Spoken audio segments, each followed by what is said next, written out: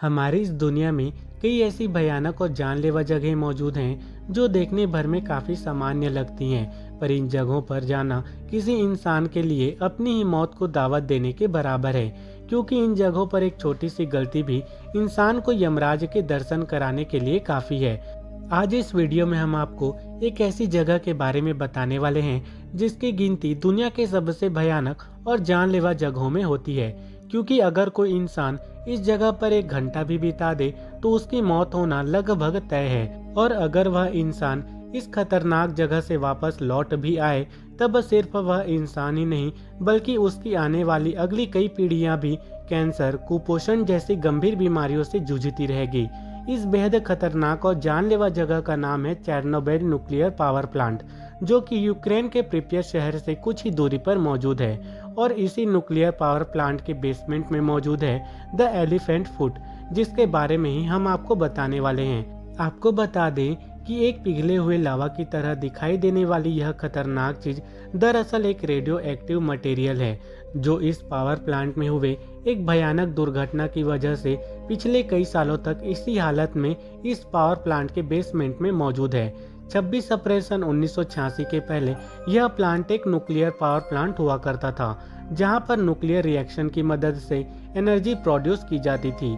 इस nuclear power plant में करीब 4 न्यूक्लियर रिएक्टर मौजूद थे और इस प्लांट का हर एक रिएक्टर करीब 1000 मेगावाट इलेक्ट्रिसिटी प्रोड्यूस कर सकता था। यह चारों रिएक्टर मिलकर पूरे यूक्रेन की 10% इलेक्ट्रिसिटी प्रोड्यूस कर सकते थे।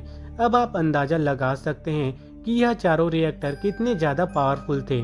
26 अप्रैल सन 1986 के पहले इस पावर प्लांट में सब कुछ बिल्कुल ठीक चल रहा था, पर अभी भी इस पावर प्लांट में कुछ सेफ्टी टेस्ट किए जाने थे, जिसके लिए 26 अप्रैल की उस मनुष्य रात को चुना गया था।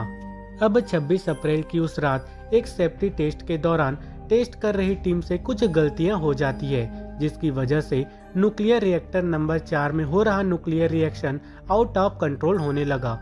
पूरा पावर प्लांट कांपने लगा था। इस प्लांट में लगे सारे अलार्म एक साथ बजने लगे थे, जो कि एक बड़े खतरे की तरफ इशारा कर रहे थे।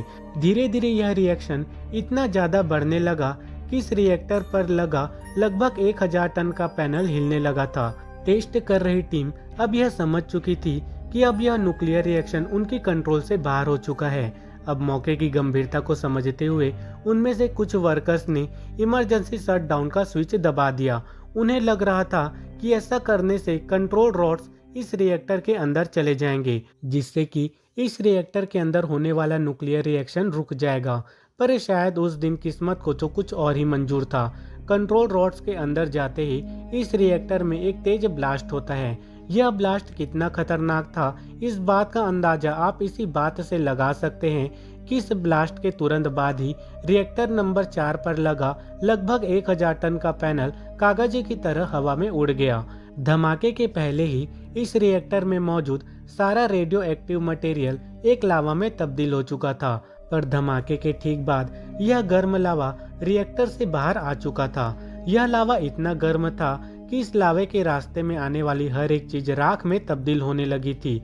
यह लावा अगले कई हफ्तों तक यूं ही धधकता रहा। आज इस घटना को घटे लगभग 36 साल बीत चुके हैं। इस पावर प्लांट में मौजूद लावा भी अब पूरी तरह से शांत हो चुका है, पर आज भी इस लावे से बेहद खतरनाक रेडिएशन रिलीज होता है, जो महज 1 घंटे में ही किसी इंसान की जान लेने के लिए काफी है। सिर्फ इतना ही नहीं, इस लावे से वह भयानक न्यूक्लियर रेडिएशन अगले कई सालों तक यूं ही रिलीज होता रहेगा।